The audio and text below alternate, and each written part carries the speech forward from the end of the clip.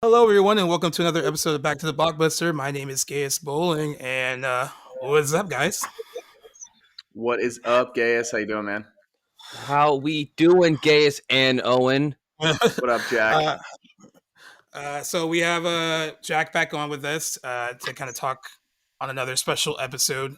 Since 420 this week, we're gonna kind of do our top three kind of stoner movies for today's episode. Owen's girlfriend Ginny will be joining us later for that. She doesn't want to talk shop with us, so she's gonna just sit outside the shop until we're ready for her. which is totally fair. Totally fair. We got a lot to discuss too in the news.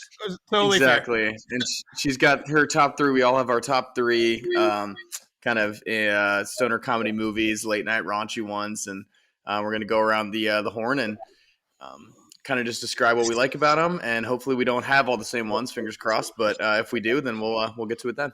It's a snake draft too, so we're gonna be going 1, 2, 3, 3, 2, 1, 1, 2, 3. So that way, it's gonna be mayhem. So people's lists better be 6 things long, because I guarantee you, someone's getting knocked off first. Like their entire list is getting knocked in the second round. That would be really funny. Like my list is ruined then. But yeah, there wasn't gonna be a ton of news like today. There's not really like a ton, but I actually had today off. For some reason, I still don't understand why I had it off, even though Easter was yesterday.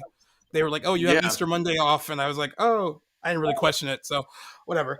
But I did wake up right before the Thor: Love and Thunder teaser trailer drops, and I got an email from Joe Blow, and they were like, "Hey, are you awake? Are you by your computer?" And I had just woken up, and I was like, "Yeah, I'm on it." Not really, because like if I would have wake up, man. If I would have woken up like 5 minutes later, I would have missed it. Hey, are you on your computer while you read it on your phone? so it was. It's all the same thing. A little bit, yeah. But usually there's more like fanfare when stuff like this drops. But there was a lot of build up to it because everyone was wondering like when we were going to get the teaser trailer, because this is officially they said the movie comes out July 8th. And so this was like the biggest wait between like the first teaser for one of the MCU movies since The Incredible Hulk. Mm-hmm. Oh wow. We finally got it today. And I will let you guys go first and kind of say what you thought of it, and are you excited for it? Yeah, I think that it's going to be really good. I mean, obviously, after the success of Ragnarok, I think that the Thor franchise in and of itself has just become one of Marvel's favorites and also a big moneymaker for them. I think introducing Taika Waititi and having a little bit more of that sort of humor aspect and having some more characters, kind of having more fun with it rather than actually making it a serious, like, oh gosh, like he's the Valhalla king and kind of having him speak in super old English. I mean, obviously that's like kind of typical of like the comics and everything. But I mean, obviously the franchise has been super successful, and Thor's character has become a lot more lovable once he's become a lot more relatable. So I'm really excited to see how this movie is going to expand on that. Obviously, we got the Rock character back again. Gosh, his name starts with a K. I'm trying to remember his. Come on, Korg, yeah. So Korg is back, and obviously looks like there's going to be a lot of really sweet action. The CGI looks incredible.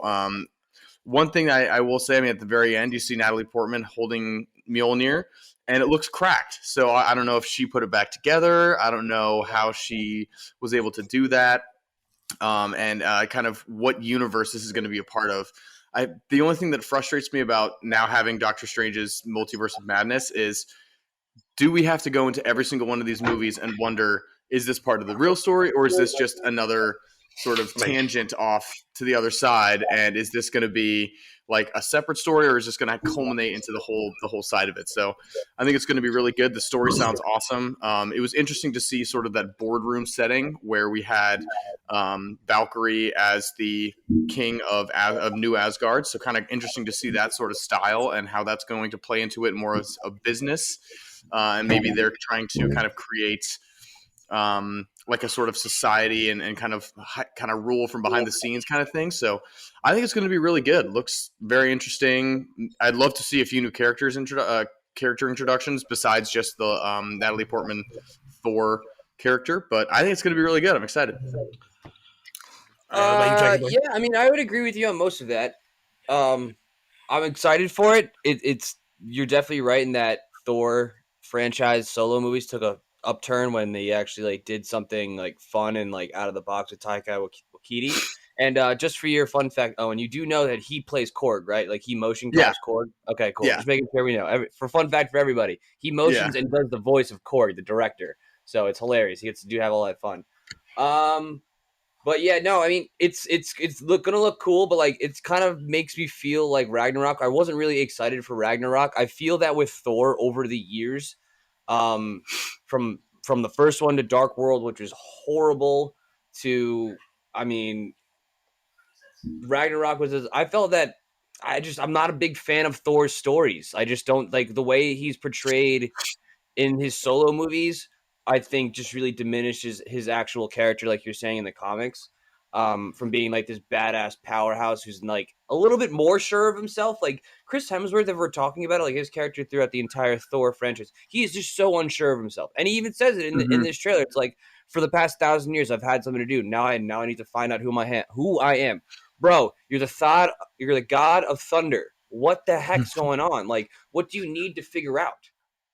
But in Ragnarok, I mean, you see him kind of become and envelop this, like, I am the god of thunder, not the god of hammers. And so you can see his true power kind of coming into essence in Ragnarok. So I disagree a little bit with that, where you can see his true power even within the end of that movie. I'm not talking about his true power, his true potential. I'm just talking about his like true character. Like he's so unsure of himself until he gets like a pep talk from fucking Anthony Hopkins or you know, or anyone. Or he has a good heartfelt moment with Loki, and then he's like, you know what, I should probably man up and do something. I think he's better in the Avengers, the actual movies, the Avengers. He's a better character. He's more cocky. He's more sure of himself and his power. It made for a great storyline, yeah, obviously, to have him like be a little bit unsure of himself, the god who's actually, thinks he's less. But I wish they just made him a little more confident. Hopefully he gets his confidence in this movie, because Chris Hemsworth has definitely said before, he's like, I'll do 10 Thors as long as they're just different and fun. But different and fun doesn't always have to be like flashy lights and fun. We can get a serious story there eventually. But yeah, I'm excited for it. It's going to be dope. And then Natalie Portman, as always, just great to have a comeback. I don't think they should introduce new characters, because based on the teaser trailer, there's so many like sets or green screen worlds where like I'm going to be so enamored by what he's traveling through and doing everything, like being this space cowboy, to really care about any new characters. Plus, we already have the Guardians of the Galaxy in this too. So true. I forgot to mention that as well. Yes, I was waiting for you to say it, but I think it's just going to be one of those things where it's going to be awesome. People are going to love it. I don't think it'll hold much weight in the whole MCU, which actually I like now, which is great. So it's singular. Give me a singular Thor movie. I just wish he was more serious, but still, it's going to look awesome and badass. Yeah. Well, we are getting Christian Bale as the villain in this one, so that'll be that's something. right. That'll be something new. Did you see on Twitter what they were complaining about with him? Oh no, I did not see what they say. They I can't believe I'm saying this. They humanized him. The character Gore the Butcher, the God Butcher, is supposed to be like kind of like mangly, like gangly, like not like he looks alien, very alien looking, like kind of like death coming to your door, melting face off. Yeah, he just kind of looks like this. He kind of looks like the Silver Surfer, mixed with a White Walker. A little bit, yeah. And then add a little bit of Voldemort in there. Yeah, I didn't see that complaint on Twitter. I did see a lot of people complaining that other people on Twitter were calling Natalie Portman Lady Thor and not just calling her like Mighty Thor, because they're like, why do that to her? Why label her that way? I think they're kind of reaching it a little bit with that argument, but I guess I can kind of see what they're trying to say. They're like, hey, like let's not call her Lady Thor, because she does take up the Thor mantle or whatever. I thought it was kind of cool that they saved that shot of her until the end. Because I was, when I was watching it, I was like, oh, wait, where is she? Because, like, it's a big deal that she came back for this one to do this. And that little singular moment of her at the end was pretty badass, I thought. And, like, I don't know. After her snub in Endgame, where literally the only thing that she had was her rolling over off of a couch. And that wasn't even her. That was old footage from Thor Yeah, it's 2. for Thor the Dark World, and like I don't know this for Yeah. sure.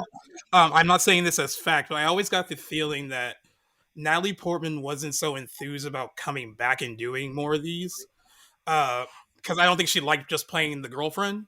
I think like She did giving her not. more to do. Yeah, and I think giving her more to do and like kind of giving her a purpose in this made her want to come back. And that's just like my opinion on it. I don't know for sure if that's why she did, but it seemed to be the reason because like she kind of like slept walked through those first two movies. Like it was kind of like, oh, like she's just there to be like the love interest. And Well, like she I didn't think have much to go off of, so that's true. That's true. And I think that she wanted to do a little bit more, and she is going to be able to do that in this one. And that's going to be exciting to see like how they kind of work that all in. I'm really excited for that. As far as like the tone, I liked the tone of Ragnarok because I think my biggest issue with the Thor movies, especially the second one, is that it took itself way too seriously. So it kind of like it ended up not being fun because like the whole nature of those movies, it's pretty ridiculous. So I was like kind of embraced that a little bit, and they did that with Ragnarok, and it seems like they're doing that again with this one. But Mhm. but I That's do get not. what you're saying. Oh, go ahead. Yeah, that's not to say I didn't like the. I mean, excuse me. I did not like Dark World and really Thor the first one. Like they weren't like stand up like bad at great movies, but I liked that character development more. But yeah, I totally agree with you on this. Like it's gonna be good, but just I didn't like the Dark World. Everybody, Yeah, I Yeah. was. sure everybody knows. I don't. That's my least favorite. I think of the MCU movies. Fun So fact, that's the far. only one I haven't seen all the way through. Well, you're not missing much. Yeah, So I I was think gonna you're say that's the only one that I haven't like sat down and been like, I'm gonna watch this one. good. Yeah. Yeah, so I'll give you the ending. They are in London. Dimensions happen. Loki disappears again, and yeah, that's it. That's it. Cool. Yep. It'll That's be all it takes. it'll be interesting to see how many views this trailer gets in its first 24 hours because a lot of people were like really Mm. looking forward to it. Um, but yeah, I'm surprised that there wasn't like because usually like my job will get like an alert like a day or two before, or even like a few days before that hey this is People on happening. Reddit too. Yeah, like that, but nothing was this whole weekend. Like I'm kind of surprised they dropped it on a random Monday after a holiday. Um, but it still got a lot of good. It got a lot of traction on our site, so I'm sure it was still popular viewing for everyone that watched it. I'm just surprised that they didn't kind of like promote it a bit more. But maybe they feel like they don't have to. They're Here's probably like, yeah, people just they'll find it and here's they'll hoping watch it. for another Jeff Goldblum cameo. Oh, that'd be great, actually. Oh, he'll definitely visit the Grandmaster. I think so. I He'll definitely think so. that would be mad funny. Like he they like they're in the Guardians of the Galaxy and they go through the wrong portal. They make a stop at the wrong whatever, and they're like, "Oh, I know this guy." And then Yeah, it's just Goldblum being weird. Oh man, that'd be a good one. with the Um, melt stick or whatever it is. I, I do want to ask you guys just because like I just thought of this like right now of the two upcoming ones, Multiverse Madness and Thor. Which one do you think people are looking forward to the most? That's Doctor multiverse Strange. man. Yeah, Yeah, that's without a that's question. an easy one. Okay, okay. Because it holds weight to the MCU, like that, like because that movie affects everyone else. Like, who's our Spider-Man gonna be now? Who's Iron Man? All like who's American Chavez? What new movies are we gonna get from this? So I think it's basically solely on that.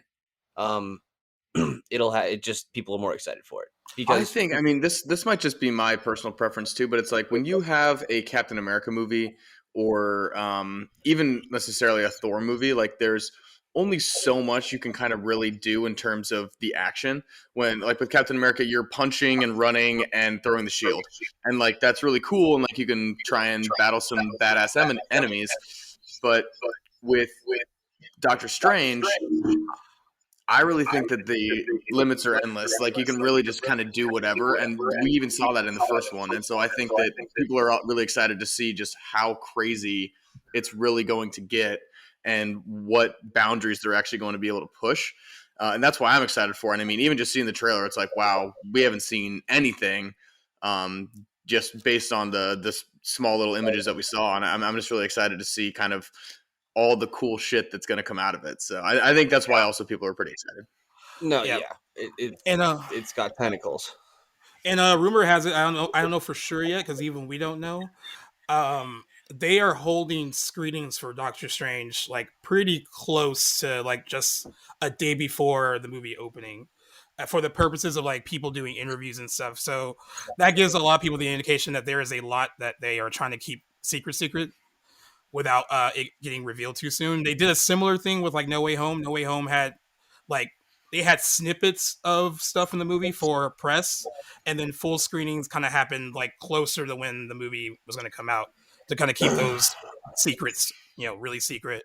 So I mean, I get the impression that there's a lot that's going to happen in this, and they want to shock people with. There are a lot of people that think that it's not going to open as high as Spider-Man, but the box office predictions for this are insane. That they think it's going to do incredibly well, more so than they even initially thought it would, based on it kind of like piggybacking off of No Way Home and the WandaVision thing too. There's like a lot of people that are like interested in like what's going on with that character too. So there's a lot more to I think anticipate in that particular film over Thor. Are they thinking like another $1 billion is out there anticipating? If it doesn't make 9, it's gonna be like what? Like, come on, it's gotta. It could top $1 billion. Spider-Man did. I wouldn't be surprised if it did. I don't know if Thor is gonna do that. No. I put Thor around 600 before it goes to streaming. I'm not gonna cry for Marvel because they're gonna rule the summer, so it's they're gonna be okay. They really are. They're gonna be okay in that regard. That's it. I mean, if we want to segue into the next thing it's a good. Luckily, DC just dropped off the face of the freaking earth in terms of movie releases. Yup. Yeah. So there's two things going on with Warner Brothers. We can talk about the merger thing. Get the name right. It's Warner Brothers. Discovery. We can talk about the merger thing first, but mostly not the boring part about the merger. It's in the little nugget in that Variety story that broke was that they want to do like a major overhaul of DC Entertainment, and that is something that Jack has talked about a few times on here.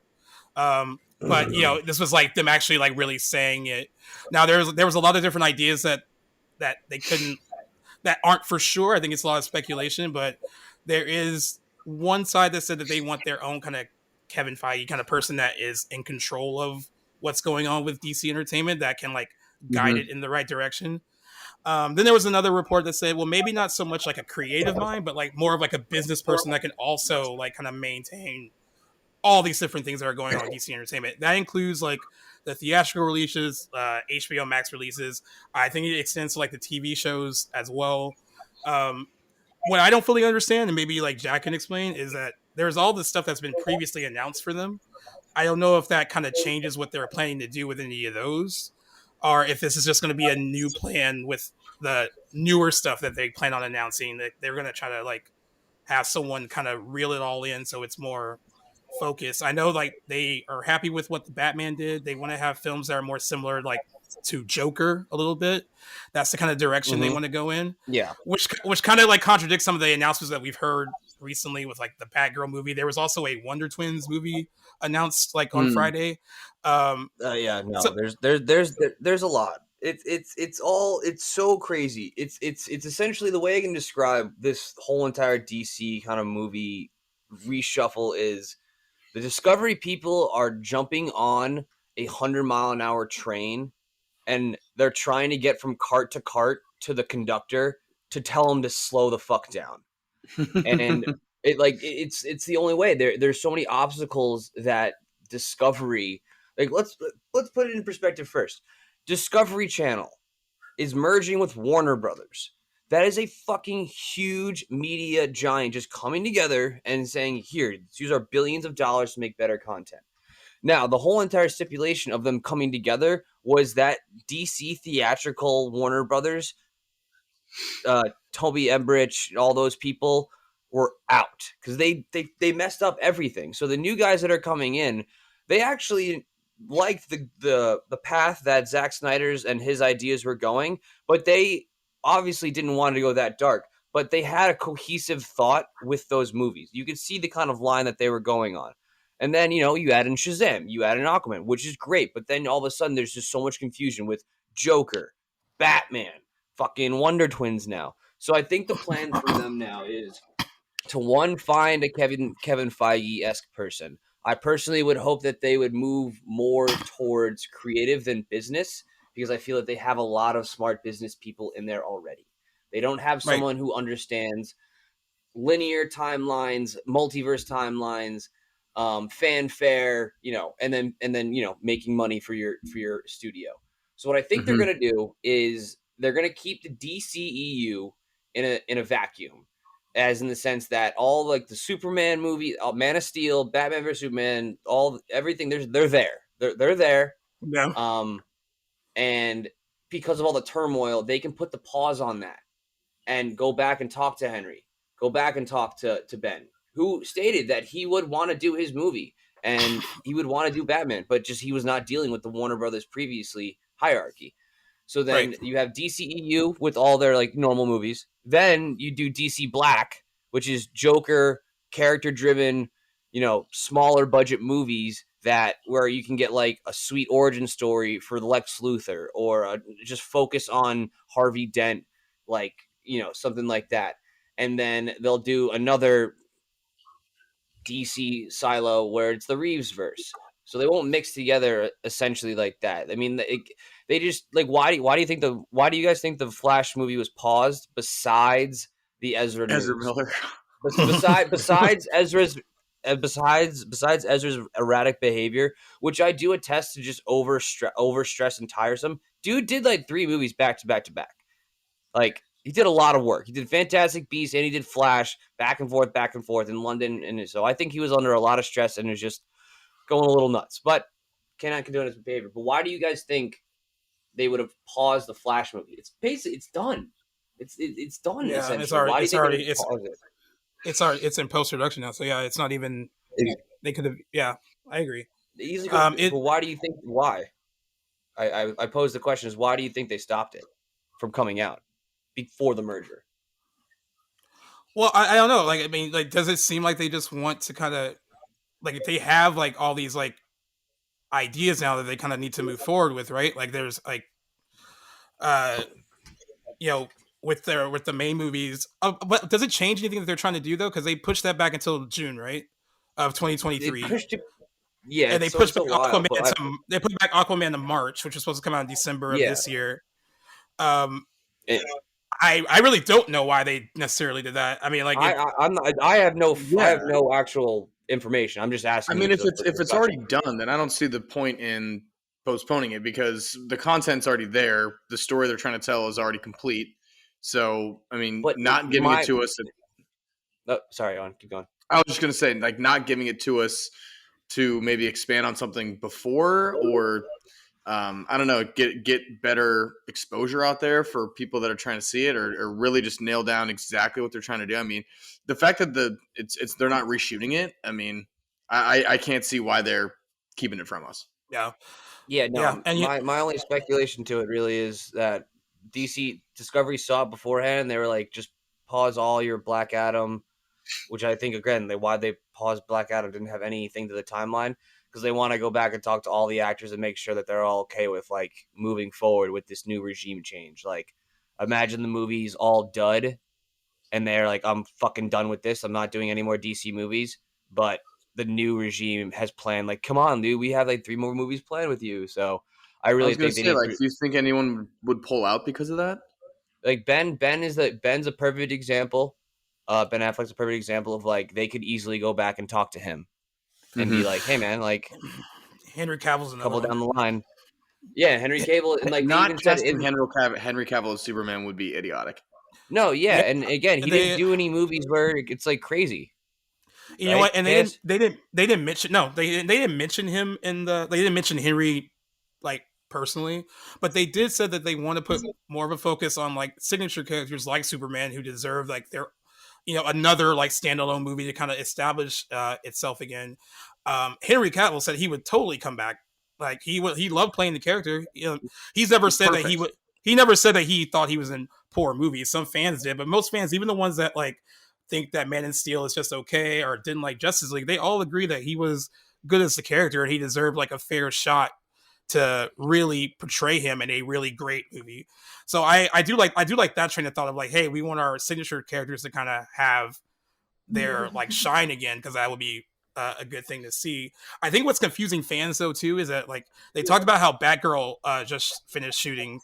Michael Keaton's Batman is going to be in Batgirl. Some people think that they can finish post production on Batgirl before the end of the year and have it on HBO Max like before the Flash would come out in June. But like I don't know how that like narrative works because you're going to see Michael Keaton in the Flash in when that comes out in June 2023. So like does this like kind of affect the order of like what they were trying to do? Actually, no. Now that you say it, it makes like imagine if you were Discovery going to Warner Brothers and like they were driving the train, and all of a sudden they told you the next stop is, oh yeah, by the way, the next Trinity, like the top 3 superheroes in the DCU are gonna be Supergirl, Batgirl, and Shazam. Like those are your top 3, or Aquaman. Like you don't have one. I mean, excuse me. I'm sorry, I forgot Wonder Woman. Wonder Woman's still alive. Yeah, so it would be Supergirl, Batgirl, and Wonder Woman. I mean, as much as I love female empowerment, like, let's get the OGs back. Yeah, it's like, hold on, let's hold the phone. But like, I mean, I'm all for women empowerment, but like, my Trinity is Wonder Woman, Batman, and Superman. In fact, that we don't just ride on that. And Green Lantern, man. Exactly. Yeah, like the fact that you want a Green Lantern movie too is ridiculous. I mean, yes, we understand Ryan Reynolds one, that was a train wreck, but CGI. Hey, I actually liked that movie. I actually really did like that movie. Put that on record. I didn't hate it. You can record me saying that. Yeah, put that on record right now. I didn't hate it either. But credit part. No, yeah, like if you went back and rewatched it, it's like it was just 10 years too early. They didn't have the good CGI to do it. Like they didn't have the practicality of it. But also, I don't think Ryan Reynolds' shtick was good enough. Was the right move for it. Like he did a good job portraying the character, but it's like his sort of like he's Deadpool. Casual, like I'm really fucking cool, but also like I don't really give a shit. It's like that's not really who Green Lantern is. He's Deadpool. Yeah, I mean, they're developing that Green Lantern like show for HBO Max. So like we'll see kind of how that goes, I guess. But again, that was before the merger with Jeff Johns helping out that. They probably don't want Jeff Johns anymore because he is a terrible film producer or showrunner. He's great at writing comics. He wrote fucking Flashpoint. He's terrible with movies. So, again, not everyone can be a Renaissance man like Stan Lee. Is anyone else like think it's weird that like Batgirl is not getting a theatrical release, but Blue Beetle is?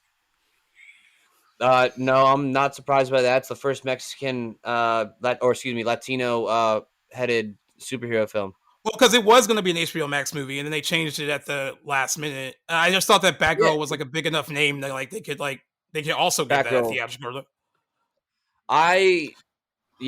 Batgirl, especially the way it looked, like those set photos. Blue Beetle though is gonna look. Blue Beetle is gonna look dope. The front man, whatever, I can't say his name, like Z or Zai or whatever, XI. Oh, whatever. The guy from Cobra Kai, he can fight. He knows how to fight. Add 30 pounds to that dude's frame, I'm in. I like the Blue Beetle character too. Yeah. Jaime Reyes. Well, we'll kind of see where all this mix. It's chaos. All these different projects coming together under new leadership. I mean, at least the new leadership sounds like promising. It sounds like they really want to like right the ship. And no, yeah, they 100% do. They just have a lot to work on, and they're just like they just walked into like a train wreck, and like they have to kind of go through the wreckage a bit to kind of see what's again. It's just so hard, especially when like there's literally a perfect precedent like out there parallel right next to him, because it's like you have Marvel who's like, oh, we got this movie coming out, everyone's excited, we got this movie coming out, it ties in perfect, we got this movie coming out in another 3 months all during the summer, perfect, that makes sense. And then DC's like, what the fuck is happening? So it's like to have these two sort of studios going back and forth, one being a train wreck, one having a perfect idea of exactly where they're going. It just sucks to see DC just falling off the rails. Hopefully they can kind of get back into it because they have such an amazing character base. But just to see the parallel with Marvel doing so well and having little to, I would say, no problems, it's just kind of funny to see that DC just really can't emulate that. I'm as the DC stan of the trio here, I will say it is really hard. It's really hard to be a DC fan and trying It's so damn hard because like he can slapped in the face with perfect execution of movies. I'm not gonna get into it. Let's move on to the next topic. Yeah. Well, we're still staying in like the Warner Brothers family for the next topic because I'm pretty sure things in their offices wasn't great this morning when they got the box office returns for Fantastic Beasts: The Secrets of Morale Dumbledore. was low. So it was supposed to open in the 45 to 50 million range, which was still low. But it ended up opening after actuals came out today to 42.1 million, which is not a good opening for a movie that costs $200 million to make. It's also officially the lowest franchise opening for the greater Harry Potter universe, like counting the main set of films and these. Are the other two Fantastic Beasts the other lowest? No. So what happened was, I think they are considered like the lowest, but like even with Fantastic Beasts and Where to Find Them, like it opened to 74 million, right? That was like a promising start, and it made a lot of money. And I found this out today. I didn't know this. I thought they already had a 5-film plan. It didn't become a 5-film plan until that movie made a lot of money, and then they were like, okay, like people are happy to have this kind of stuff back, and then they kind of dedicated themselves to this 5-picture plan, and then Grindelwald came out, and then that opened less than the previous film and grossed less money. This one's not going to gross $100 million here. All the money it's making is going to be made from overseas. It won't be enough, I think, to kind of make it break even enough for them to justify making 2 more. The rumor is, like, Warner Brothers hasn't confirmed this, but the rumor was if this one didn't do well, they were just going to cancel the next 2 movies. So that's why they haven't really announced them officially. But I can't I haven't seen the movie yet. Did they leave a cliffhanger for more? Because I mean, if they had ended it after the last one, it's like, all right, well now everyone's going to be wondering what happened. But if they were kind of already thinking, all right, this one doesn't do well, like they have to have at least some sort of closing. Yeah, I haven't seen it, but I did ask someone who said that it ends well enough where it could close out like those series of films and people will be mostly satisfied. It does have like, they said there are some loose ends, but not enough to like kind of piss everyone off if this was like the last one. I mean, it really sounds like a movie that we can just call it a franchise we can call it on. I mean, no one. I mean, like I think Owen said it a couple weeks ago. It's like I'm not interested in the politics of the wizarding world. Give me beasts and fantasticness. Like they don't have that, and then also it's just I still don't understand what Ezra Miller's character is and how he's important. And then you add in the change from Johnny Depp to the new guy. It's just like Mads. Whatever. Mads. He should have been the choice right off the bat. I mean, I love Mads Mikkelsen, and regardless, he's a good actor. So. Yeah, I forgot his name. Yes, Mads. But I mean, yeah, did we have like 3 different people playing this part? Because like Colin Farrell did it in the first one. Oh shit! Yeah, you're right. Yeah. Yeah. So like, and also too, there was an image of him in the 7th Harry Potter book or the Harry Potter movie, and someone played him there too. So it's like, all right, well. Okay, we can clearly all agree this movie is a dud and just not really what anyone wanted. Well, yeah, it's like a case of diminishing returns too. Like the reviews aren't good. It has a 48% on Rotten Tomatoes, which is slightly better than what the previous one got. What are the biggest critiques? The main ones I've read is that it was really slow and that it didn't really add up to much. Like there's not really it's slow from the trailer. It looks like it's boom, boom, boom, boom, boom. Like it's like 140 minutes, I think, and it's I think, and also the other complaint too, there are a lot of people who still love Johnny Depp and are upset that they replaced him because of why they replaced him. There are a lot of people that still kind of support him and like don't want to support the movie because of why they let him go. That's its own story that I won't get into because it's still playing out right now on like the media. Apparently, you can watch their case live online if you'd like to. Yeah, apparently, and he's taking the stand tomorrow. So if there's nothing else on, I will watch it. There's that. I also think there has to be nothing else on to see Johnny Depp in a freaking defamation case. Yeah, I think the biggest problem too, though, is that there's not enough like connection to the main franchise, like with the people that you kind of love to see. Like, I don't think a lot of people fell in love with like some of these newer characters. And even though you have like Jude Law playing Dumbledore, this is not the Dumbledore that like you kind of watched across all the previous movies. There's not enough like tangible things in it, I think, to make people like for it to catch on the way Harry Potter did. Yeah, Like I mean, if they made it like it made it centered around like Diagon Alley and like the places we knew from Harry Potter, I might have a little bit more of an inclination to be like, ooh, cool Easter eggs, or like, oh, that's where that's from, or something to give me anything of a connection to the 7 movies I watched when I was a kid. yeah. But other than that, yeah, I mean, it really just doesn't tickle anyone's fancy, really. Yeah, I mean, I'll say it yeah, one more time too. It's like I've said this before, but I mean, the Harry Potter movies were based off of incredibly well written books, and even though J.K. Rowling is a producer and like chief creative officer, I guess you could say, for this, she's just kind of winging it on what the story's going to be. So it's like to kind of produce a movie in a boardroom and try and figure out the story in terms of what the movie's going to look like is very different than writing an actual story in a book and then creating a film based off that. So I think she's a little bit out of her league here, a little bit out of her like prime. She's already been out of her prime for many years now, obviously with her commercial downfall. But like, I just think that this is not necessarily the best segue for her just because, oh, it's Harry Potter lore. People aren't going to flock to it. People loved Harry Potter because it's a great story, not because it's wizards. I mean, any other sort of wizard thing is going deep into Sci-Fi Channel at 11:30 p.m. So it's like, you really have to kind of dig deep and find something that really instills this love for Harry Potter. And she hasn't really done a great job with it. Yeah.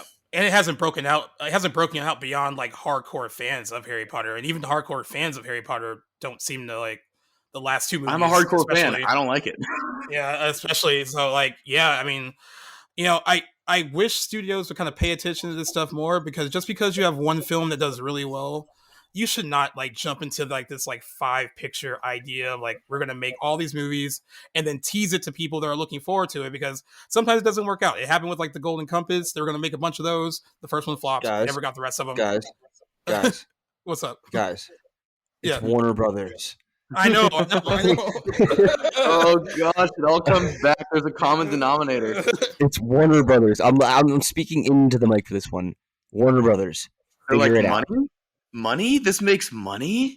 No, yeah, dude, that's it. Well, Sony and Warner Brothers should have a party then, because I feel like they make the same asinine decisions. Yeah, sometimes.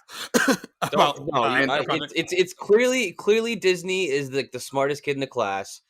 Warner Brothers is that really lazy athletic kid who does not know he is smart but needs like a tutor, and then all of a sudden it's going to be like, oh wow, he actually can add 2 + 2. Then Sony, he's out in the back smoking weed, skipping class. That sounds about right, actually. No direction. That sounds about right. Okay, so this next thing, I just kind of saw it, and I think it kind of segues into like our main thing that we're doing today. Seth Rogen kind of called out Jack in the Box for they're having like a Pineapple Express milkshake that they're promoting on 420. They're selling it for $4.20, and they're promoting it on 420. And Seth Rogen wasn't too happy about it because he kind of like he saw the digital marketing for it, which it just says like Jack loves trees. Like come support our Pineapple Express milkshake on 420 for $4.20. Seth Rogen then tweeted afterwards like, this has nothing to do with the movie Pineapple Express. We had nothing to do with this and weren't asked if we wanted our film associated with this. And obviously, if we did a tie-in, it would have to be to promote those bizarre fucking diarrhea-inducing taco things they saw. Wow. Going in on Jack in the Box. So some people called him out, and so this is what I don't know because I'm not like a weed connoisseur.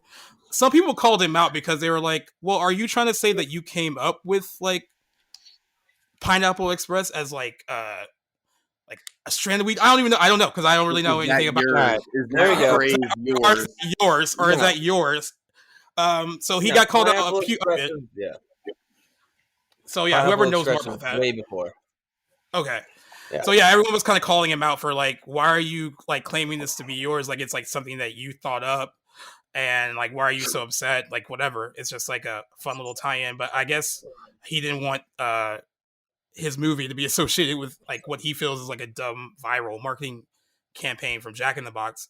Well, and also coming from Jack in the Box, which is a notorious sort of stoner fast food chain where they sell late night munchie boxes. So it's like, Yeah. I mean, you kind of shouldn't really kick them at all because they're probably just like, we don't give a shit. We're just gonna still make money off of all the high kids coming to our drive-through at 1:30 in the morning. Right. And like and then I could tell this is like not a legal thing because like he doesn't have it copyrighted or whatever because like Jack in the Box still kept up their tweet. It's still up. He didn't demand that they take it down. I think he just kind of thought if he like created enough groundswell that maybe they would take it down. But all this is going to do is make more people go buy that milkshake on 420. Yeah, because it brought more like attention to it. But yeah, I just thought it was interesting. If there was like visual marketing with it, like if there was like a picture of Seth Rogen and James Franco on it, or had anything to do with the movie, then obviously that'd be a very different story. But I'm guessing it's just going to be a clear cup that says Pineapple Express and a yellow milkshake. No, it's not even that. It's just a clear cup. So yeah, Seth Rogen's kind of being a dick about this. Yeah, coming from the one who smokes weed in this podcast constantly. Yeah, he's being a dick. He's definitely. Also, I think I would say it's a marketing ploy too, because I think his weed company Houseplant is coming out with like some new ashtrays or something, and that he makes them himself. So he could be just publicity stunt, get your name in there. But yeah, definitely. There's like literally no connection other than the name is Pineapple Express, and the Pineapple Express strain has been around forever. So yeah, so he should have given the impression that he came up with it, I guess. So like that's why that simmered out. That is a perfect segue into our main event.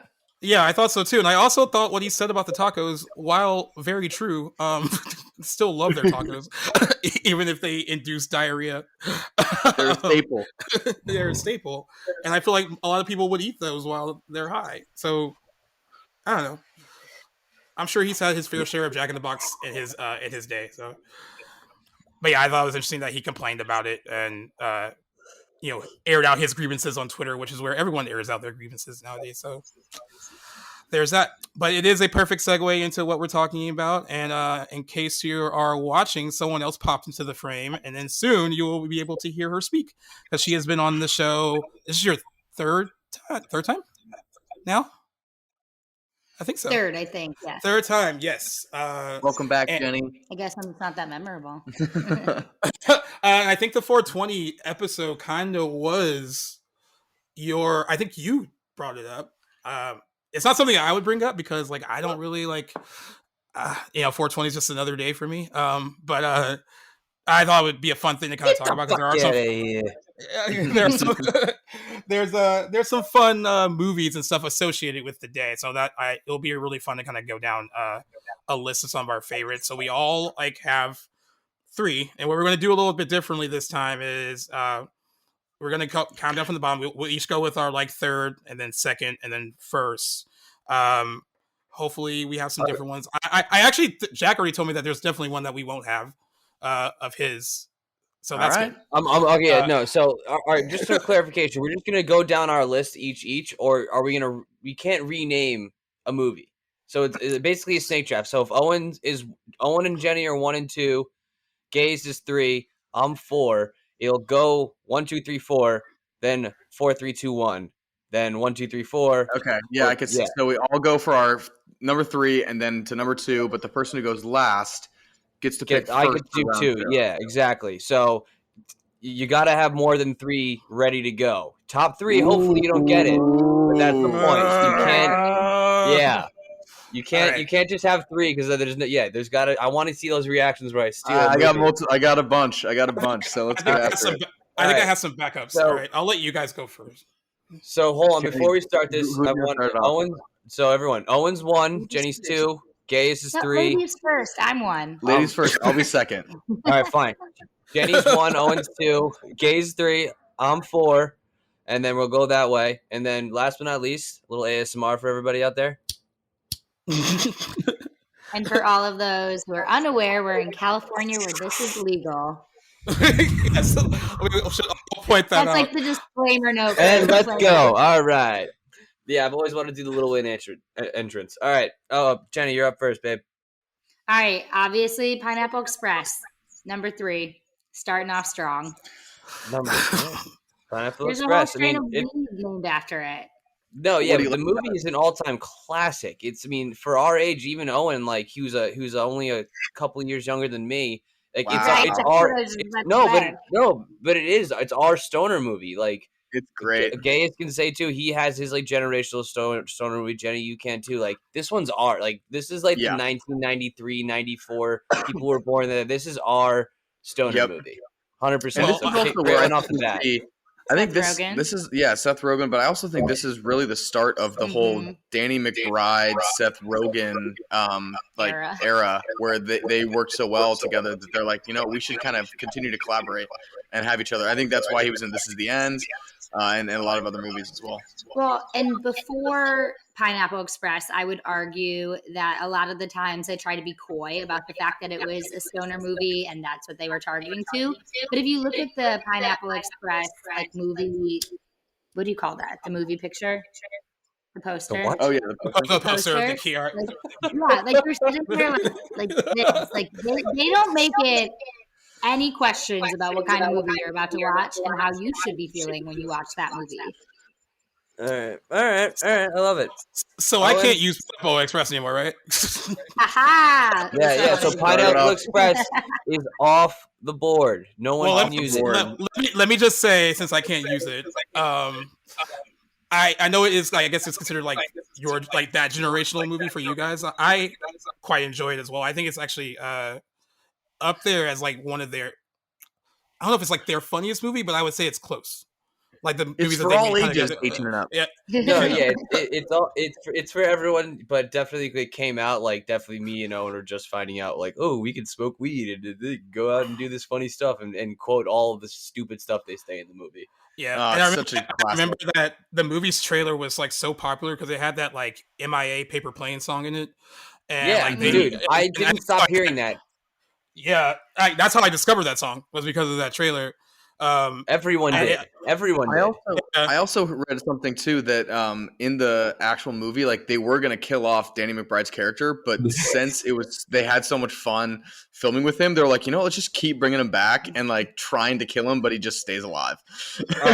Fun fact about me being hungover: I actually say the quote from that diner. It's like, I don't know if I've just been like shot so many times, but I'm this hungover. Like I can't remember the line now, but it's just there's so many good ones. We're on the verge of death every Monday morning.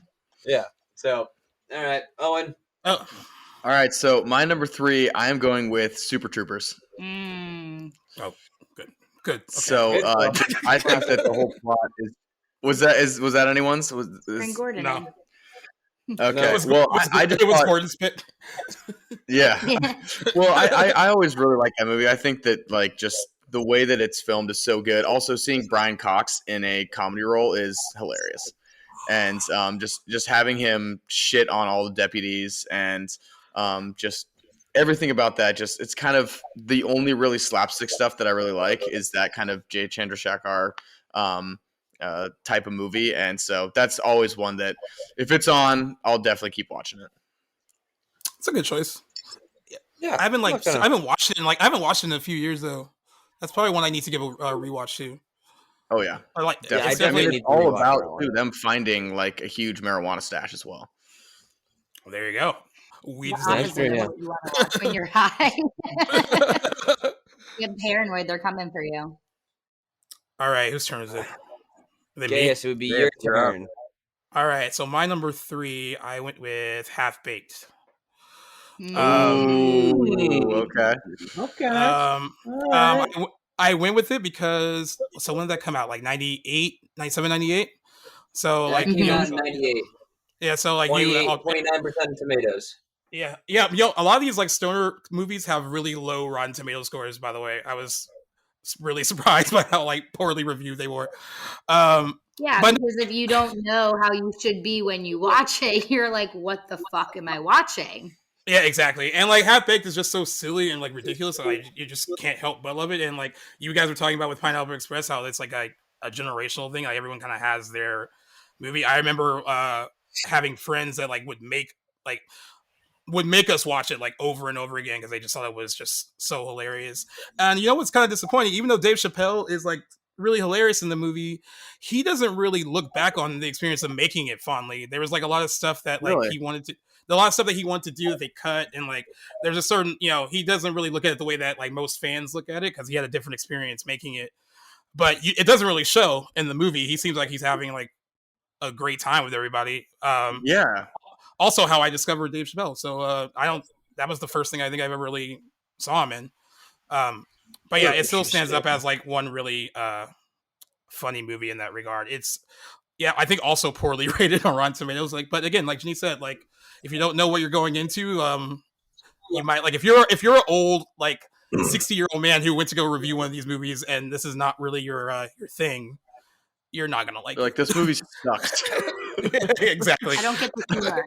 I don't understand the humor. But yeah, that's my number 3. All right, Jack. All right. Truth be told, I smoke weed to all movies.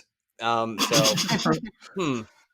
am gonna go with Dazed and Confused. Ooh, that's a good one. It is I would say, who's ever, when did it come out again? Like 93 or something like that? 93, yeah. 93? 93, yeah, 93, yeah. So I would have to say that it's like that 35 to 40-year-old high school movie that everyone loved. There's like all these crazy like young actors. Matthew McConaughey, Ben Affleck were in it.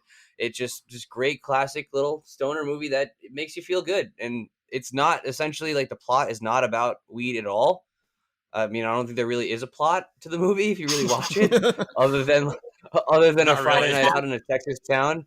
But there's all about smoking weed, all about the 70s, and it's just a great, fun movie to watch. And every time I do it, there's that moment when Matthew McConaughey is just, you got to live, LIVIN, and it's just like, yeah, you hit your joint, and that's what it is. And they're just going to see it. They're going to see Aerosmith. That's what they're going to do this summer. That's it. They're going to have some fun, and it definitely always makes me feel good about like me and my friends, like what we would do back in the high school days, even though that's only like what, 15 years ago, 10 years ago, 12 years ago. So it's a great coming of age story. Yeah, for sure. Yeah. So the coming of age aspect, and then just add a little bit of a lot of marijuana in it, and I'd say that's my number 3. Yeah, number 2, it flopped when it came out. It definitely became a cult classic over time. And then the director of that movie, Richard Linklater, said that even though the movie has since gone on to make money like on home video and its soundtrack was really popular, he said that he did not make one dime off of Dazed and Confused because it was his second movie. It was his second movie. It was a smaller movie. And then it didn't really his do well contract when was probably shit.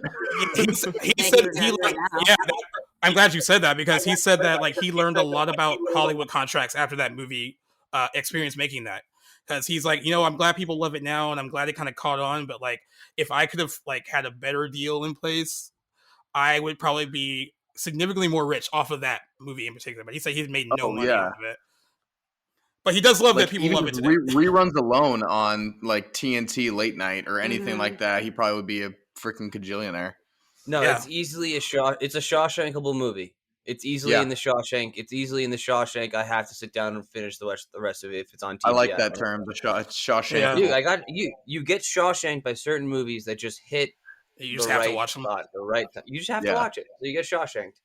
But yes, so Dazed Confused would be my first pick. And then for my second pick, so now we're on to the second round. So now we're going to go 4, 3, 2, 1. Please don't take any of mine, please. Please don't take mine. This is where it gets fun. This is where it gets fun. This is where it gets good, guys. This is where it gets good, boys and girl. I am going to go with Harold and Kumar Go to Work.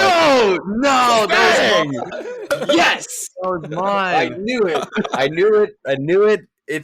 I went to go see this movie with my brother Billy, and I remember just sitting in like one of the first 10 rows because he snuck me in, and he's just like sitting there laughing, and I'm just like, I have no idea what is funny other than like the weed or like the outrageous like stuff that happened, Neil Patrick Harris or the deer coming alive. Like I had zero clue about all like the adult jokes that were put into it, and obviously the boobs were great to watch, but like literally to have just this whole entire experience in the theater, just like I'm just laughing because they're all just trying to get high and go to White Castle, and all this shit happens, and it is just the funniest thing because the amount of times I was like, I just want food and wish some of this ridiculous stuff would happen just to say we had this like night. It's a lot. Thankfully, it never has happened, but like, God, it could happen, and it's just a hilarious movie. I also think too that White Castle's not like so national that for all the people that were out there, when they finally see a White Castle, they're like, I have to try this. And I have to, like, that was me. I had never been to a White Castle. I'd never like ordered anything from there. And so the first time I ever saw White Castle, I was like, we're pulling over right fucking now. And I'm getting some sliders. We are getting the big box and a cherry fucking Coke. No, I thought it was good. Okay, I grew up in Ohio where they're headquartered. I don't think they're good. It's so garbage. Okay, I hate White Castle. I will say, how dare you? I know, yeah. How dare both of you? It is literally, it will always like Owen, like getting those like the 2-packs at the gas station sometimes, like when you're just like really hungover and you frozen White Castle ones. Shout out Mike Lentini back home for introducing me to those things. We would eat like 10 of those when we got high in our backyard when we were kids. And I would say this movie produced probably one of my favorite memories with my dad because we've never seen a White Castle around. So we were after a baseball game, we were driving, we did not do well. I did whatever, but we did not do well. And we're just going to get gas. And all of a sudden, we both just turned to the left.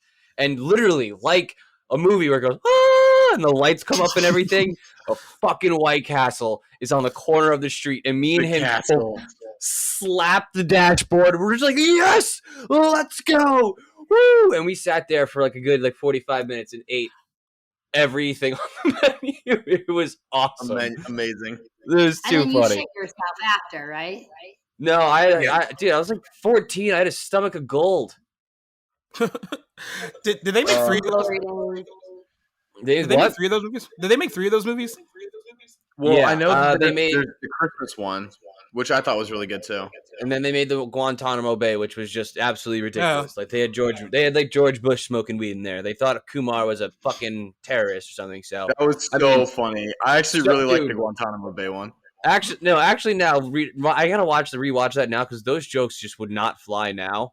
Like the whole not at all. Any movie that does that, I'm so in on. Just like completely just going back 10 years of humor. Oh, the best. So yeah. Harold and Kumar. So Case, you're up. For my number 2. So my number 2 is Dude, Where's My Car? No, I told you on Saturday that was mine. Please. But we changed the game, so I had to like throw it in there. Yeah. Damn. Changed the game. Okay. Oh. I remember watching Dude, Where's My Car when I was younger and thinking it was the stupidest movie I had ever seen. And then I watched it like 8, 9, 10 years later and I was like, now I get why it's funny. 17% on Rotten Tomatoes. But I still think it's a gem. It's a gem of a movie. It's just completely over the top and ridiculous. And it was just so funny looking at some of the cast because like Jennifer Garner is in that, and she's like the queen of playing moms now in movies. Like this, she's so far removed from like that kind of thing now. She just turned like 50 over the weekend. Like I was like, no, this feels weird. It's like not the same girl that was like in that movie. And of course, like it allowed like Ashton Kutcher to kind of play up on the whole like dumb white boy thing that he was really good at back then. And then Sean William Scott playing Sean William Scott, or like playing an extension of Stifler, but like a dumber version of Stifler. But still, it's like so familiar and so funny. Years. Was that before Stifler? Yeah, that had to be before Stifler. He looked so young in that movie. No, American Pie came out a year or before, or 2 years before Dude, Where's My Car? Wow. He looks very young. Like, so quotable. Like I feel like people still quote Dude, Where's My Car all the time. Yeah, everyone does like the tattoo thing. So like yeah, it's great. I love that. I think it's hilarious. And then I had friends that actually I had friends that would do that back in the day at the actual like drive-through, which is like probably the most annoying thing in the world to the people that work there. I probably hated that. I was like, to be dumb and young again. But yeah, that's my number 2. All right. Beef. Owen. All right, damn. Okay, so Harold and Kumar was going to be my second choice. Great steal there, Jack. But I think for my second one, I'm going to go with. I think I'm going to do We're the Millers. Interesting. That was gonna be one of mine. I thought about that one, and for some reason I didn't go with it. But like, it is a really funny movie, and I guess it is a stoner movie. That was definitely gonna be mine. I would definitely put it more on. It's a movie with weed in it, not a movie about weed. But still, there's too many no regrets. Just that alone makes me laugh. Like forever. Well, the thing is, I was gonna choose either between that one or Ted, and I think Ted is more of an actual. You can't name movies. You can't name other movies. Damn it! You're stealing people's thunder. I like We're the Millers better. I think that it's just like it's continually rewatchable. I think Jason Sudeikis that's like his prime of exactly his comedy, sort of Vince Vaughn-esque, but not as like he's kind of like after the Vince Vaughn type, where he still has kind of like that dry, witty, quick humor and kind of an asshole, but not really. It's just such a great, and also just having Jennifer Aniston come in, and Ed Helms is actually the only part I don't really like. I think he's kind of miss in that aspect of playing the drug dealer, but Nick Offerman and is it Catherine Hahn? I think they play the RV couple. They're hilarious in that. They do such a great job. When they think that they're entering into a foursome and they're going to do an orgy. Oh my god, that scene makes me laugh every time. Yeah, it's hilarious. And also another example of critics that don't have a fucking funny bone, because I got bad reviews too when it came out, but it made a lot of money though. I think it's interesting. I know we weren't supposed to talk about other movies, but the thing you said about Ted, I don't know if I think it's better than all right, Ted's off the board. Yeah, it's off the board. Ted is off. Ted's been drafted. It's been drafted. But yeah, damn it. I would give a slight edge to Ted, but they're both really funny movies, I think. I was just thinking, I think maybe my favorite scene is when Will Poulter is gonna have to suck that dude's dick, and he's like, "It's 200." He's like, "Oh, 200 pesos? It's like $20." Oh, dude, you're totally gonna do it. Just that whole exchange is so good. It's so also, funny. What's that dude's name again? Will Poulter? Yeah, Will Poulter. Yeah, Will Poulter. He's on the come up, bro. Good for him. Yeah, good for him. Yeah, he's not being that forehead is dynamite. It's making moves. You could do a screening on that thing. Oh my god. Poor guy making fun of his forehead. Don't sue us. Oh yeah, poor him. He's Adam Warlock. No, he's Warlock. Adam Warlock. Yeah. All right, Jen. All right, so you get two. I get two. Okay, so I'm not going in any order. My strategy was to pick the ones I thought you all would pick.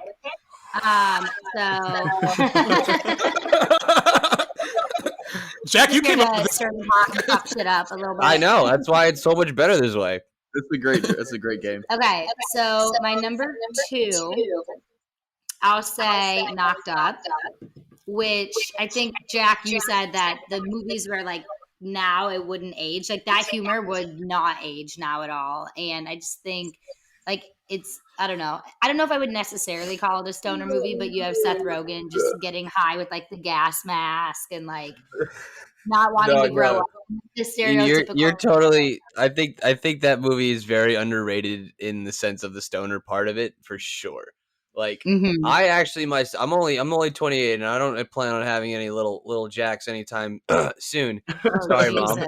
Sorry, Mom. Yeah, we don't want any little jacks either. We're not ready. The world is not ready. The world ain't ready for that. The world ain't ready for that good a hair on two people. Should I bring back the man bun picture? Should I insert a picture of it right here? if you want to do that, fine. We can talk about that. Anywho, yeah, no, it's so funny. I always laugh at the earthquake scene where she's sleeping over. He's like, "You need a break." I'm sorry, I forgot you were over. I was getting high in the fucking living room, and I just am like, "Oh my god." I hope that isn't me ever. ever like that. And then the cop rolling by, and the dude smashing the bong on the fucking ground. And then to end it all off, the dude didn't see whoever the girl is, the actress who's pregnant, goes and shakes her hand. He's holding his girlfriend's tits in his hands, so he just lets one fly. It's just like one of those things where it just wouldn't fly now, and you're just like, never. I don't at like, all. it just like so funny. I mean, Katherine Heigl had her fucking opinions about it right when it came out. Although fuck her, that's a whole other episode. I just love the Paul Rudd Leslie Mann shtick that they had. God, they're so good. And they did the spinoff. This is 40. It's 40, yeah. Which some people don't like. I actually do like it. It is a hard watch because it's. I liked it a lot. It's a little more serious.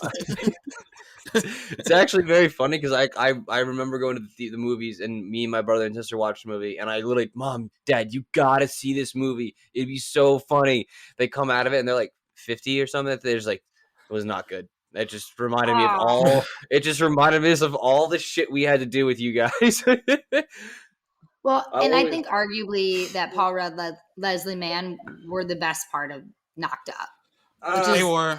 They have some funny stuff. I love Seth Rogen. Yeah, but I just hate Katherine Heigl so much. I can't. I just. Yeah, I don't like Jonah Hill and Jason Segel, man, and Martin Starr. Also, them concocting like their whole entire business plan was Mr. Skin, and like halfway through the movie, they're talking about cataloging dicks and boobs and stuff, and it's like one guy walks in and goes, "Oh yeah, like Mr. Skin," and he goes, "Oh man, they even have blowjob seats. Damn it! Oh, you're just like, you guys are fucking idiots." Yeah. Oh god. Yeah. Well, I think they spent their entire day watching movies with sex scenes in them. Yeah. Oh my well, god. and Jack, going back to what you were saying about it being underrated, like there's so many different like smoking apparatuses that they show in there. Like they rarely show this. Like it's like different bongs, the gas mask, the joint. Like they really kind of hit it all across the board. Yeah, I think they did. I love when Leslie Mann is like talking about like I forgot what they call it, but it lets you know what like how many pedophiles are living in the area, and like he's not Megan's Law. And he's not taking it seriously, and she's just like, "This is about our fucking kids. This is serious." And like he's just like, whatever. Like that's why I always thought it was crazy that Katherine Heigl said that movie didn't think females were funny, because like she's the funniest person in that, or one of the funniest people in that movie. Yeah. I think. She's hilarious in that movie. To give Katherine Heigl credit too, I think Katherine Heigl handled herself well in that movie too, against a bunch of people. Fantastic. Yeah, and like she held her own against people who like are known for comedy. She wasn't really known for that. She's coming off of like Grey's Anatomy. Like if she would have just like kept her mouth shut and enjoyed that the movie made a lot of money, I would maybe like her today. And I still have like. That is exactly what I was going to say. She would just shut her fucking mouth. Yeah. Well, also too, I mean, they actually even bring up like actual issues too. Like, I mean, shout out Kristen Wiig that she had a great cameo as like the producer of the show. But they actually bring up like real issues where once a woman gets pregnant, like she probably has like less time in her career now to be a newscaster. And so they actually like bring up real issues that kind of spark a conversation. So it's not like they were like completely like out of control where it's like, oh, we're just going to like defame women. It's like they actually bring up real issues that are hard for them to deal with. Although I doubt the audience going to see Knocked Up. Oh my God, Owen, come on. God damn it. But it came from the heart, though. He meant it. It came from the heart. Yeah, ladies, he's taken. This was mostly just to tell Katherine Heigl to shut the fuck up. Yeah. I guess we know one person who will never be on the podcast. Yeah, exactly. It was like, did she see the same movie? Yeah. All right, I will wrap it up with my number one. Without a Paddle. That was 2004. Also 14% on Rotten Tomatoes. But to me, it's kind of like the stoner like Goonies. Like they go on the treasure hunt, and that's like the whole point of the movie. And I don't know, when I was watching it, I again was too young to get it, and when I watched it later, I was like, oh, it's a stoner's treasure hunt. It's like Stoner Goonies, and I really think that's funny.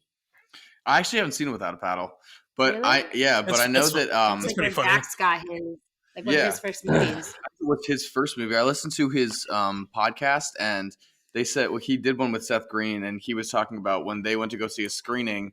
all of the jokes that they thought were going to be huge hits silence in the theater, and then someone like farts and everyone erupts in laughter or anything like that. Like they just said all the jokes that they didn't expect were just actual the ones that were hitting. Yeah, everyone likes a good fart. I mean, farts play. They will always play. I would. It's a funny movie for sure. Shout out Max Johnson, my homie from home, because he's the only person I remember actually watching it with me all the way through. But yeah, it's definitely like a movie to smoke weed to.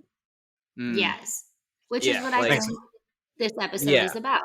No, 100%. Like that's like, it's definitely like I haven't seen it in a while, but I'm just remembering the Nature Twins. They were just like it just basically looked like fur babies, just a lot of fuzz. It was hilarious. But yeah, no, definitely during that time, like I forgot who the actors were in that movie, but they were hot, like with Jack comedy. Shepard. Seth they were very funny. Yeah, they were hot. Oh, it was actually the guy from Scooby-Doo. Who played Shaggy. No, Matthew Lillard. Yeah, so I mean, it played. Matthew Lillard, yeah. Well, and I think we kind of talked about it on a bunch of different podcasts, but there's like smoking movies and movies to smoke too, or like we talk about like in the party movie, like movies that party and movies to party too. Right. And I think that the funnier ones are the ones who smoke weed too and watch. Because the humor to that is just like very narrowly curated to the right people. And the people who don't think it's funny, hence all the shitty Rotten Tomato scores, not that that's not the market they're targeting. Yeah.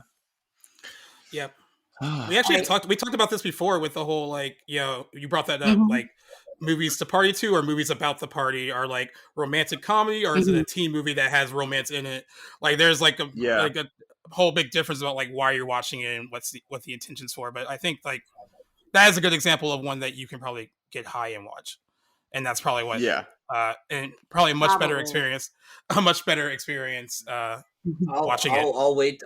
I'll wait till Gaze. I mean, I won't. This isn't my pick, but I'll wait till Gaze, so I won't take any chance of taking his. But there is one movie that I don't think anyone's gonna remember that it would be my call-out movie. That's like literally intense weed movie. So I can't wait to see your reaction. It can be your honorable mention. Yes, thank you. That's what I was looking for. So is it whose turn is it? All right, so for my my top, this is my top one. I still think it's one of my it's very Shawshankable for me, but Jay and Silent Bob Strike Back. That movie is just like I think the cast that's in it in general. I mean, Will Ferrell's in it. You got Matt Damon and Ben Affleck who are in it. You got the guy from My Name Is Earl. You have recently, we watched that together, right? Yes, yeah, we did. I just think, the story that they like, the whole journey they go on is so funny because they literally don't realize that the internet exists, and then people are talking shit on them, and so they go and try and stop a movie that's being made about them. Chronic and Blunt Man. Mark Hamill is in the fucking movie. Like, it's so like ridiculous and so good. I mean, if any of you listeners out there have not seen it, you have to watch Jay and Silent Bob, and then also go and watch Dogma because that was going to be one of my picks. But absolutely love Jay and Silent Bob. I think it's the perfect, ridiculous, dumb, stupid fucking movie that you can enjoy some pleasantries too. Maybe because I wasn't high when we watched it, I didn't find it funny. Exactly. It's very quotable too. There's some funny lines in that movie. I am the Rotten Tomato proof right here that you have to be high to watch to find them funny. Like I love like the Boo Boo Kitty fuck line makes me laugh still. It's like that whole there's so many good quotes in that movie, and not only is it a good funny in that too in that scene. Yeah, not only is it a good like stoner movie, but it's a good like send up of Hollywood too. They really make fun of like that whole like the whole Hollywood like business really well in that. Some people say it's one of their better like. Because like some of Kevin Smith's movies are very much like you have to really like Kevin Smith stuff. Some people think that like Jay and Silent Bob is his most accessible because it's like it's not really just about like one specific thing. But I love that movie. I think we watched that at your house, like not recently, so good, but like fairly recently. Even just the Good Will Hunting 2 like fake movie How about them apples? And they just blow away the dude with a shotgun. Like, it's just so ridiculous and funny. Like, it's one of my favorites. Yeah, it's a good one. I'm cool with that. All right. All right, take this away. Is it me? I haven't seen it. Yep. You haven't seen it? Damn it! Jack was quiet, so we knew. I knew you had to see it. You have to see it. Tried. I think it's on Hulu. It's on Hulu. You got to check it out. I think you would definitely like it. It's pretty funny, and I don't really think you really need like a prior. Like, do you feel like you need to watch? There's no. Yeah. No. You can just watch that one and be fine. Yeah. They even kind of give you a backstory of Jay and Silent Bob like in the first 5 minutes. So. Yeah. It's all good. I've definitely seen the first one. So. But yeah, I do. Also, I do like the Dogma shout out. That is my favorite movie by Kevin Smith. Dogma's very good. Oh, good. So no one took my number one. Thank God. I went with Friday for my number one. God damn it! Damn it! I knew it was bitching now, Jack. Huh? I knew it was gonna come out. Come on, I'm the only black guy on the podcast. Of course, I picked Friday. I knew you were going to say that too. Damn it! All right, sorry. No, it's a very quotable movie. Like you talk about something being like Shawshank. If it's on, I own it, and if it's on TV, I will still just like watch it, no matter like what channel it's on. I will just sit there and watch it. It makes me miss like funny Chris Tucker a little bit because like that's his. Chris Tucker was amazing in that movie. Also, 78% fresh on Rotten Tomatoes, so critics actually liked this one. They also like Pineapple Express. It has like a 69% or something. It's fresh, but yeah, I don't know.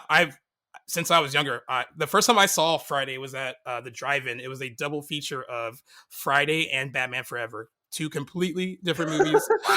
I know different. That was their gameplay. Let's get a wide audience up in here. Interesting. And the only reason that I was able to go see it because my mom wanted to see Friday and I wanted to see Batman Forever. So like it worked out for both of us at the time. That is a dedication. But it's a hard one to top for me though because I think like that movie is funny from like start to finish. It's like it's really well written and it just kind of it flows well. The sequels, the second one has its moments. The third one I'm not really a fan of, the Christmas one. But yeah, Friday is like a classic. Some people call it a hood classic, and I will call it one as well. And I'm happy that generated kind of memes too. I mean, there's so many memes out there just from the original. Yeah, there's so many. It's so quotable. I love that. I know, and I'm so glad that no one else picked it, or maybe Jack was. Sorry.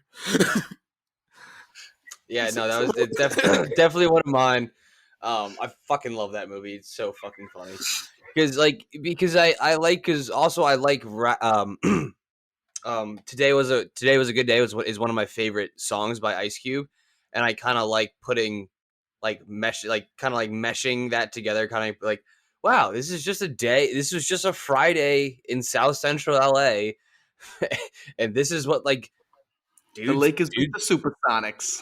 Yeah, this is what dudes deal with. They deal with fucking big bullies, Debos. They deal with Debos. They deal with fucking crazy uncles and aunts and just dumb friends and all the. It's just a funny ass movie, man. It's so freaking good.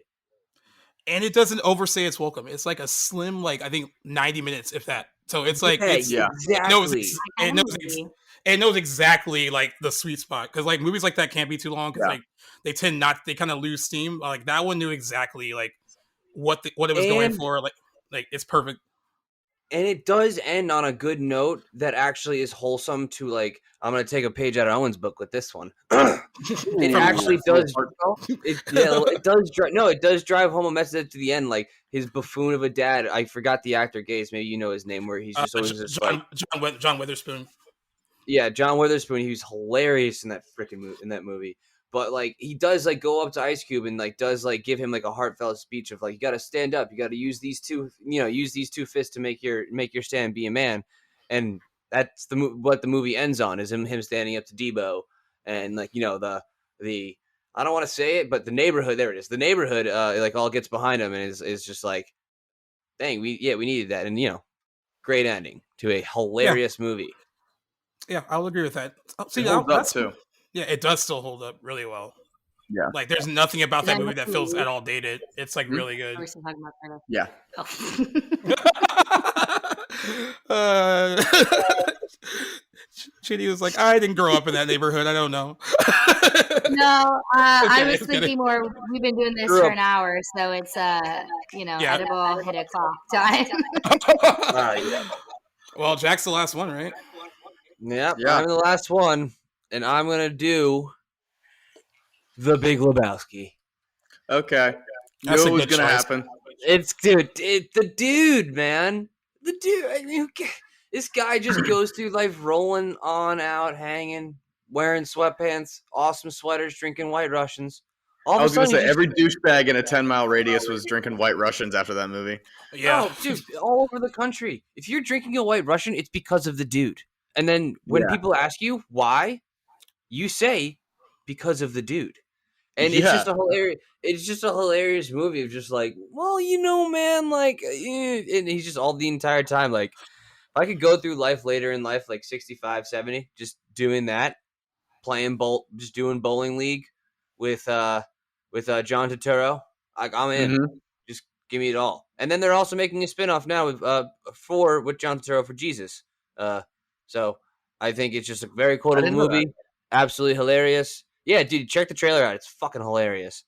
His attachment to the rug is so funny to me.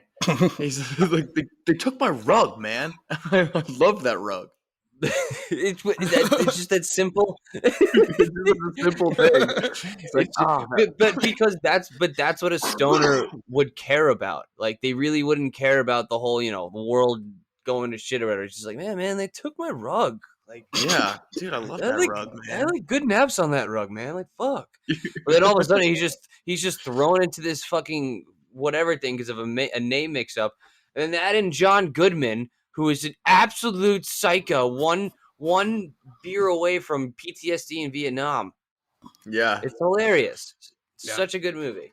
Also introduced us to Tara Reid. She had she was destined for big things, we thought, and not so much. She kind of fell off real hard. But yeah, Sharknado. Come on. but yeah. I also that's another movie that flopped and kind of gained an audience later in life.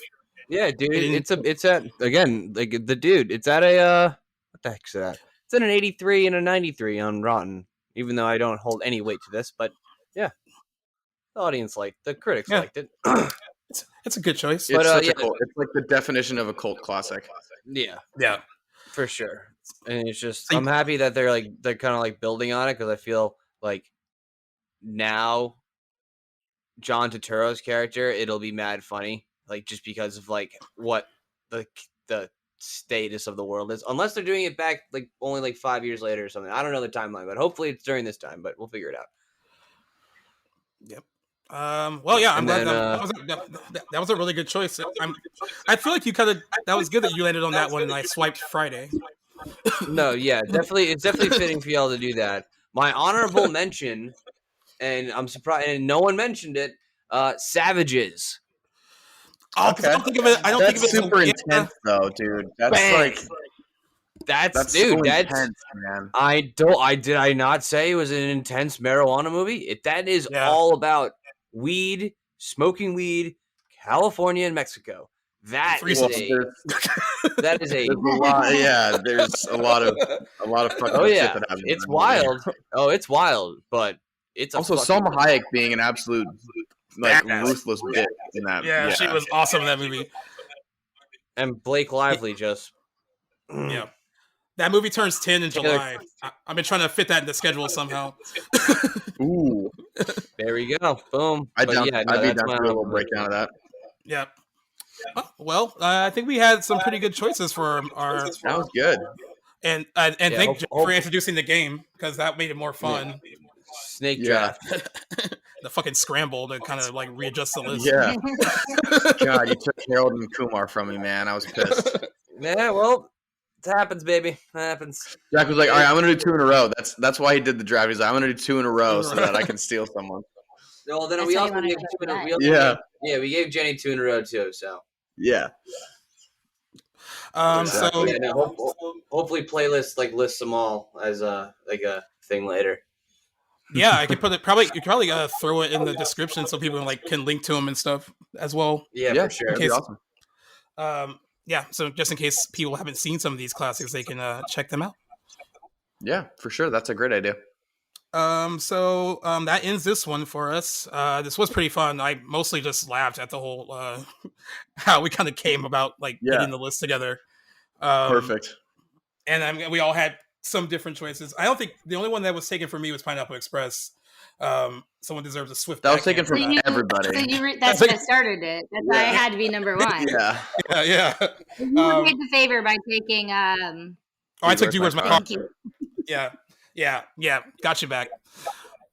But yeah, next week, I haven't really talked to Owen about this specifically, but there are anniversaries coming up for the first Spider-Man, which will be 20, and then Spider-Man 3, which will be 15.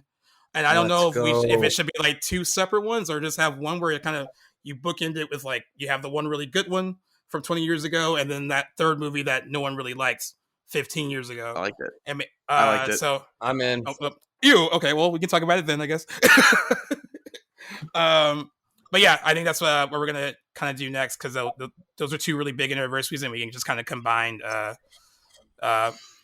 two very different Spider-Man movies. That one I think is great, and one I think is subpar, but Owen thinks is okay. Yeah, we'll get into it then. Yeah, and that sounds like a good one for Jack too. I don't know. He seems like he would like Spider-Man 3. I feel like you might like Spider-Man 3. Aspects. But yeah, that's what's coming up for us next, and then we have a very packed May. I was telling Owen about it, but we're gonna make it work because it's gonna be a lot of fun, and I'll wait until next week to kind of say what we're gonna do next with a really big franchise in May. But it should be exciting. It should be exciting, and we already have a few people that actually reached out to us that really want to be on it, and they're actually decent sized podcasts and Instagram pages, Twitter pages. So it'll be fun to kind of include them on that as well. Going to be pretty ambitious, but I think we're gonna make it work. It's very ambitious, but I think we're gonna make it work. All right, Owen. As always, sign us off. Yeah, guys, thanks for tuning in again. As always, we love doing this kind of stuff, and I think that we've really hit our stride just with finding a bunch of different fun things to do, narrowing our avenues down a little bit more, and making sure that we just find and create the best content for you guys. It's been great. You can listen to us on anywhere you get your podcasts. Apple Music and Apple Podcasts is probably the number one. I like to listen on Spotify, but you could also look on YouTube and watch us interact and laugh and see the reactions I had when Jack stole fucking Harold and Kumar. So appreciate everyone out there just continuing to listen. Please subscribe, hit comments, just give us any feedback that you guys have. 5-star ratings are always good, especially if you enjoy it. So appreciate everybody, and please continue to keep tuning in, because like Gay said, we have so much stuff coming your way, especially in May, and then continue for the rest of the summer. It's going to be great. Yep. Shout out Playlist. We love them. They do a great job. Thank you so much. Yes, of course. Like, subscribe, share, people. All right. You have one homework assignment this week, people. Besides listening, you gotta like, subscribe, and share for the people. Oh, that took a little bit. Yes, it did. Yes, it did. Yep. Words are hard. Says the only person who smoked weed on the 420 podcast. You didn't smoke anything. You ate it. She ate it. Well, on that note, we're gonna say goodbye, and we'll see you next week. Peace. Alrighty, guys. Thank you so much. Thanks for having me on again.